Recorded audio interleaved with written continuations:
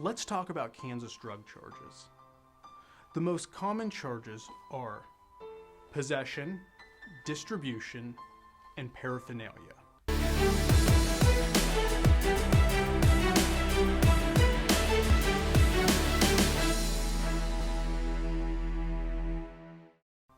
The most common charges are possession, distribution, and paraphernalia. Possession essentially means that drugs were found on you or somewhere near you, like in your car, or maybe in your bedroom, or in a safe. You can be charged with distribution in basically two scenarios. Number one, they can actually catch you selling or distributing drugs to someone. The other way is if you get busted with a certain amount of drugs on you.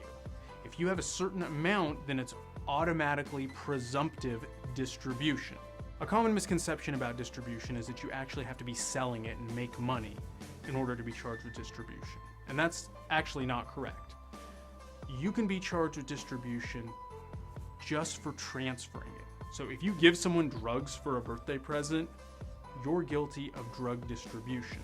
You can also be charged with drug distribution based on the amount. In other words, presumptive distribution. So they don't actually have to catch you in the act of selling it, just if you have enough drugs, they're gonna assume you're selling it and they're gonna charge you with distribution. The amount of drugs that you can have before you trigger this presumption is gonna be different for every kind of drug, and the Kansas quantities for that are listed below this video. Another drug charge that we see a lot of is paraphernalia. And there's really two kinds of paraphernalia charges. Paraphernalia associated with using drugs, and paraphernalia associated with selling drugs. Paraphernalia associated with using drugs is usually a misdemeanor. So that's things like a pipe, or maybe a grinder, or even the baggie that the drugs are in. Drug paraphernalia that's associated with drug sales or drug distribution or cultivation or manufacturing or anything like that is going to be a felony drug possession charge.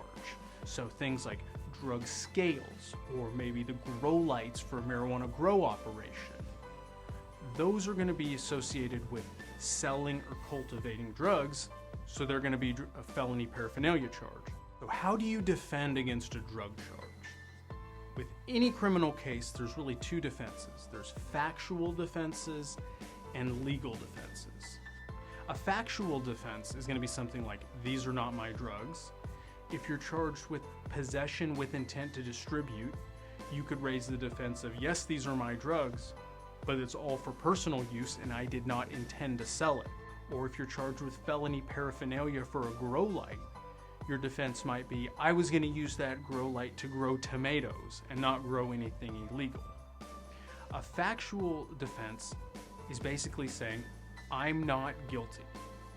And ultimately, that decision, any factual defense, is going to be decided by a jury. So you're going to have to go to trial. Jury is going to hear your testimony. They're going to hear the evidence. And at the end of the day, the jury is going to decide whether or not you are factually guilty or innocent. Your other avenue of defense is a legal defense. And that's where you're arguing that in some way, your rights were violated during this whole process. So you might argue that it was an illegal traffic stop, or that the search of your home was illegal.